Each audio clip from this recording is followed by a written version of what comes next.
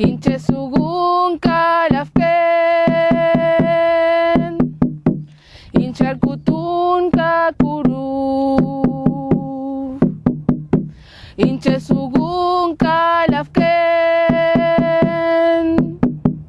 inchalkutun kakuru.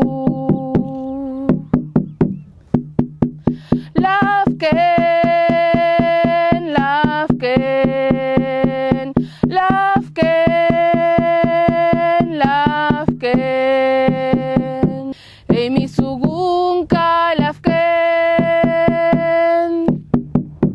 ey mi alkutun kakuru. Ey mi sugun kalafken, ey mi alkutun kakuru. Kuruf, kuruf, kuruf, kuruf.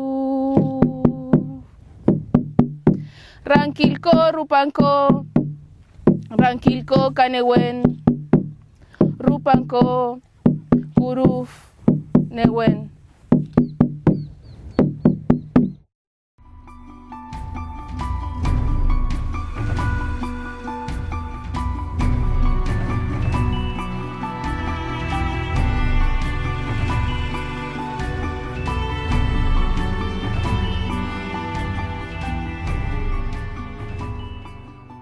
Lebucó es una laguna sin interés.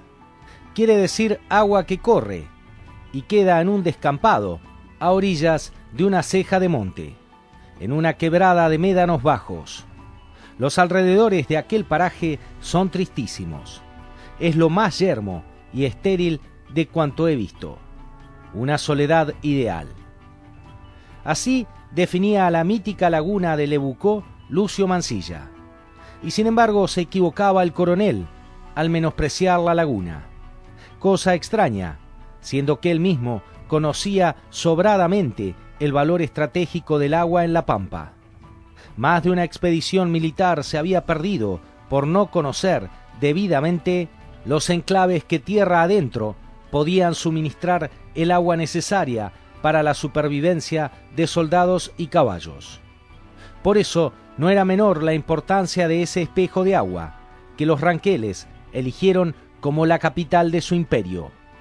En las orillas de Lebucó llegaron a vivir 8.000 personas.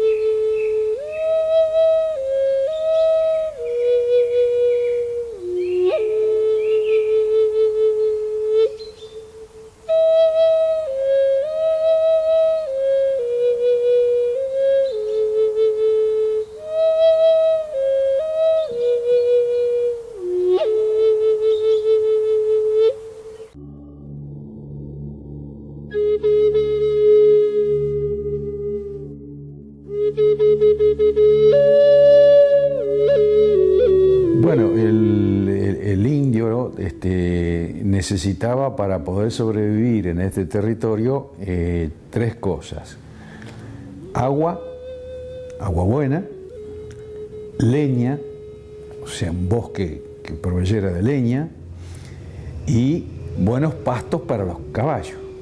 Eran las tres cosas fundamentales que ellos buscaban para definir su asentamiento. Entonces Lebucó es un lugar que para ellos reúne.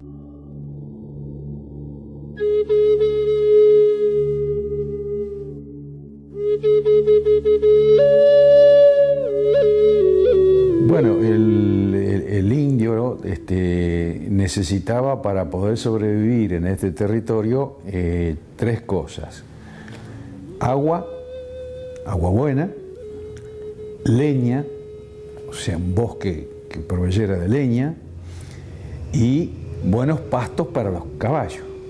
Eran las tres cosas fundamentales que ellos buscaban para definir su asentamiento.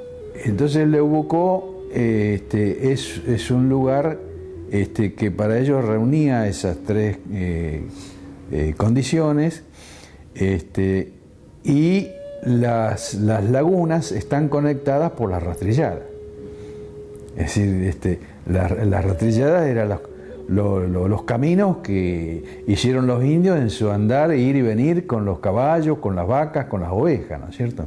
Los dominios se van definiendo a medida que, digamos, del otro lado de la cordillera, después que se produce el proceso de la independencia, ¿no es cierto?, todas las guerras de la independencia, se van produciendo movimientos, ¿no es cierto?, de los indios que estaban del otro lado de la cordillera, y que las luchas primero contra los españoles y después la guerra intestina entre ellos, ¿no?, porque empieza el blanco a tomarle las tierras, esa presión hace que los indios de aquel lado se vengan para este lado. Entonces presionan también sobre los que ya estaban, que eran los indios de este territorio, ¿no es cierto?, los de este lado.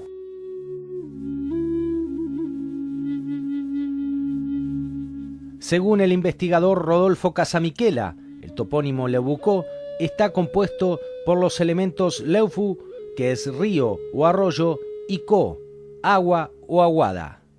La combinación de ambos resulta algo extraño en esta lengua. Con alguna probabilidad, dice Casamiquela, podría referirse a una aguada establecida en el mismo río, pero es dudoso. Una leve variante sería acudir al tema leufún, que significaba correr. En tal caso, concluye, el todo leufucó sería agua corriente. En el mismo sentido se expresa Eliseo Tello, que hace constar que la única corriente de agua que existía en aquel paraje era la que se formaba cuando se rebalsaba la lagunita de ese nombre. Por su parte, Luis Roldán dice que en el camino vecinal, por cuyos alrededores corre el agua de la inmensa laguna, puede verse que desde la parte más alta, cuando hay viento, el pasaje del agua hacia la parte más baja da la sensación de una corriente de agua. La laguna se asienta en el límite entre los suelos de planicie calcárea, lomas y valle, y la planicie areno-medanosa, que caracteriza a la región central de la provincia. La planicie calcárea se ha desarrollado a partir de sedimentos limo-arenosos y sobre un sustrato de caliza. La planicie areno-medanosa son suelos con escasa materia orgánica, textura arenosa franca y estructura muy débil.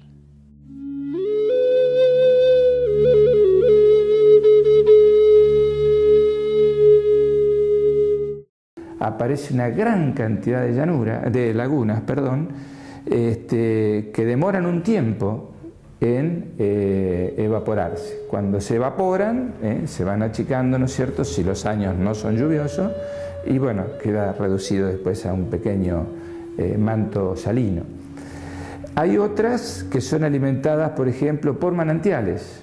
En el caso de la laguna allá de Huatraché, en la zona de Quehue, también hay un área donde un pequeño arroyito sirve para alimentar lagunas. Después están las lagunas, por ejemplo, que tienen la particularidad que tienen muy poca superficie, que son los salitrales o las salinas, ¿no es cierto? Si tenemos un cuerpo de agua como es el de Salinas Grande o los que están más allí en la zona de San Martín y en la zona de Anzoátegui, en realidad es el fondo de un valle donde se deposita el agua de lluvia, pero por la característica propia del suelo que los contiene, la infiltración es lentísima, porque la porosidad es muy muy baja, ¿no es cierto? Entonces el agua se queda, convierte en una especie de gran espejo que se evapora, y cuando se evapora queda ese suelo salitroso. Si se presenta la condición biológica ambiental para que viva la bacteria que lleva el proceso de la producción, ¿no es cierto?, de de la sal, como es en estas salinas que decíamos, bueno, tienen un uso muy preciado, que es un uso industrial.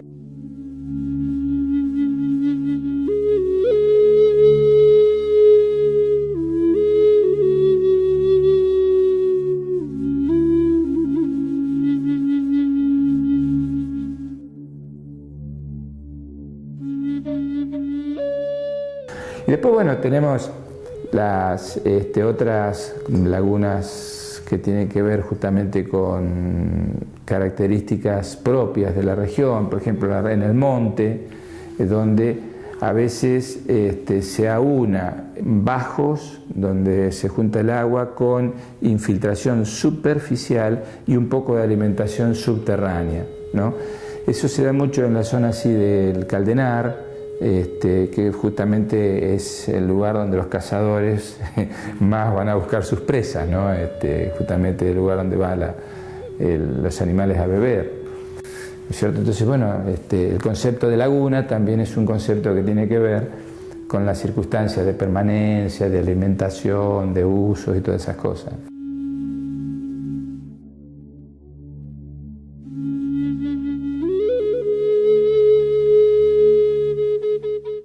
En una geografía semejante, es fácil entender la importancia que tenía Lebucó. La ubicación, la calidad de las aguas, extensión y accesibilidad permite una amplia variedad de uso de estas lagunas. La alimentación de la mayoría de ellas es de tipo pluvial, aunque las hay alimentadas por manantiales, ríos o arroyos. Lebucó se alimenta pura y exclusivamente de las lluvias de la región, y era capaz de suministrar agua para las 8.000 almas que vivían en sus orillas, y a la gran cantidad de ganado de todo tipo que poseían esas personas y que pudo observar Mansilla en su expedición.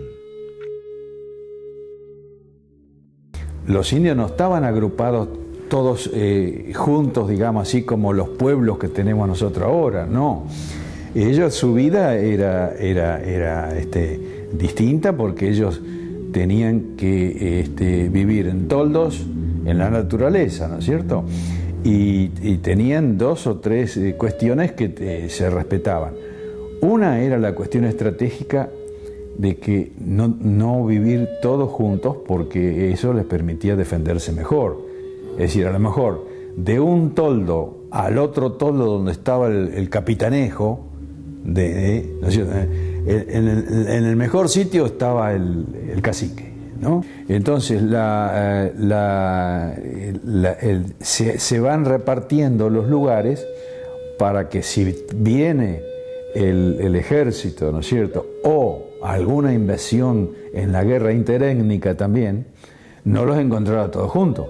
Pero además también porque se dividían los territorios para cazar, para bolear, para buscar alimentos, ¿no? Porque no podían todos juntos. Entonces iban ocupando así, de esa forma radial, en distintos lugares. Pero casi todos tenían una pequeña lagunita cerca.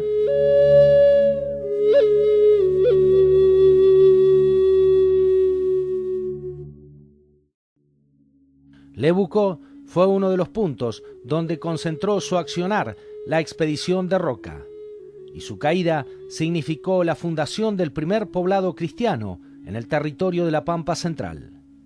La gente de los carrizales, los ranqueles, se hizo poderosa en la zona con la llegada del cacique Yanquetruz desde Chile en 1816. La fama del paraje comenzó a hacerse cada vez más célebre a partir de la enconada resistencia que sus sucesores llevaron a cabo ante los intentos de avance del gobierno nacional. Hacia 1838, el cacique general de la nación ranquelina sería Painé Guor. Mariano Rosas, quien había nacido en las mansas orillas de Lebucó, sería el cacique general hasta poco antes de la conquista. Tras su muerte, el cacicazgo fue heredado por su hermano Epugne Rosas, el último gran cacique que tuvo su asiento principal en las orillas de la laguna. Va haciendo un mestizaje, porque los ranqueles en realidad son mestizos, ¿no? Pues los ranqueles tienen sangre huiliche tehuelche, tienen sangre pehuenche también, ¿no? Es decir, los que vienen de la Pegüeña, que es la cordillera. Y la definición de la nación Ranquel surge de allí, ¿no?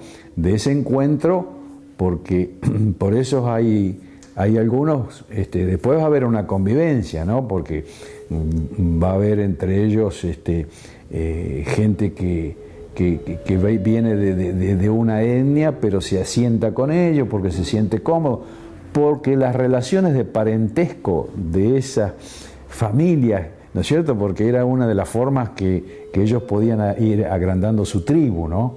Eran los casamientos, ¿no? Así que esas relaciones iban definiendo también las etnias y el poderío, porque tener lanceros, tener caballos, tener más gente, le daba fortaleza para el asentamiento, ¿no? Para defender lo que iban tomando, ¿no? Le Bucó era el nudo de las principales rastrilladas de los últimos ranqueles que habitaron el territorio pampeano. Su importancia fue sobre todo estratégica, ya que desde allí los ranqueles controlaban los caminos que iban desde los fértiles terrenos de pasto de las pampas del este hasta los mercados trasandinos en Chile, donde se vendía la hacienda de las estancias argentinas. Esos senderos tortuosos no eran naturales. Fue el paso constante de los arreos y de los indígenas los que marcaron profundamente el suelo pampeano, imprimiendo una intrincada red de caminos, allí donde solo andaba el viento y los remolinos.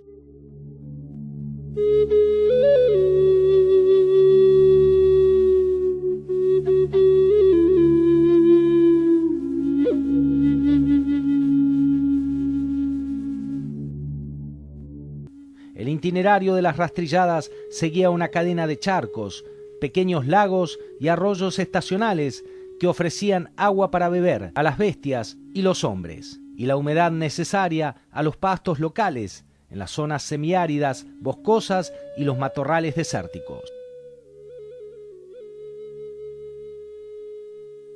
Mansilla, que menosprecia su aspecto en su excursión a los indios ranqueles, hace referencia, sin embargo, al sentido estratégico del sitio y a su importancia política. Olvida quizá que esa laguna sin interés era nada menos que una aguada en una tierra donde no abundaba el agua. Bueno, porque él viene de otra zona, viene de Córdoba, ¿no es cierto? Así, donde los ríos y los arroyos, para él, la dimensión de las cosas puede ser una lagunita sin interés. ¿Por qué? Porque él viene de la zona de allá de Río Cuarto, ¿no es cierto? Había épocas en que la laguna tenía poca agua y había otras épocas que la laguna estaba desbordando, ¿no es cierto? Por eso es que Le Bucó, la laguna es como un 8 acostado, ¿no es cierto? Y cuando hay viento, el agua del sector más alto pasa hacia el sector más bajo, y eso da idea, parece que hay una corriente de agua. De ahí viene la definición, ¿no es cierto? Parece que hay una corriente de agua, ¿no? Entonces él la ha visto seguramente cuando ha tenido poca agua. Entonces dice una lagunita sin importancia, y comparado con las otras lagunas que él ha visto más arriba, en San Luis o en Córdoba, ¿no es cierto? Lagunas mucho más grandes, al lado incluso de Tranquelauquen, ¿no? Es decir, las lagunas donde estaba Pincén, por ejemplo, es decir, lagunas más grandes. Malal, por eso Le Bucó prácticamente se secó, ¿no es cierto? Con los años se colmató, con los vientos, la ceniza, todo eso se colmató y no le quedó casi cauce, ¿no es cierto? Porque los médanos después, bueno, van achicándola. Pero, por ejemplo, Malal no, todavía, como está en un bajo bien definido, la olla, ¿no es cierto? Y seguramente en muchas lagunas había surgente, eran alimentadas por surgentes, no solo agua de lluvia.